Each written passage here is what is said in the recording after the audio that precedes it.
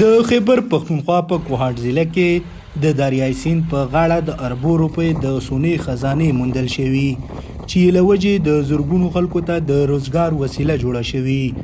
خو اوس د صوبایي حکومت د فیصلې له مخې په ټوله پښتونخوا کې د سونې هر قسم کانکاني باندې بندیز لګول شوی او دې بندیز سره د زرګونو خلکو د مزدوري ختمه شوي او د میلیونونو روپیو قیمت لرونکي ماشینان او نور وسایل اوس بیکاره پرته دي.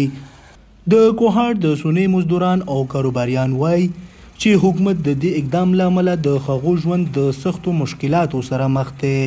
دوی غوښتنه کوي چې حکومت د سونې کانکاني کار قانوني کړي او د شفاف قانون لاندې د بیرته اجازه ورکړي چې د خلکو روزګار بحال شي او د صوبې اقتصاد هم ورڅخه ګټه واخلي.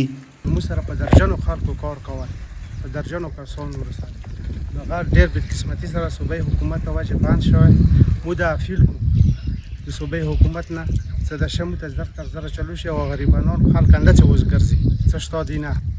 د صوبایي حکومت ته وجه بند شوی. موږ د اپیل کوو چې د شه زر تر زره چلو شي چې د کسان پر روزګار شي.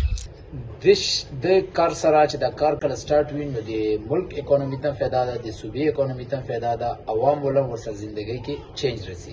اقتصادي کارپوهان وایي په کوهاټ کې مې سونې خزانې یوازې د زرګونو خلکو د ژوند د ښه کولو سبب کیدی شي، بلکې دا د پاکستان لپاره به د نړیوال مارکیټ په سطح د آمدن یوه مهمه وسیله هم جوړه شي.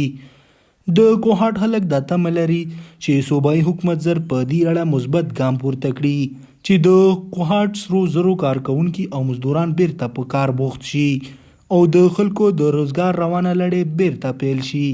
کیمرامین شاه فیصل سره مراد خان، سونو پښتونخوا، کوهاټ.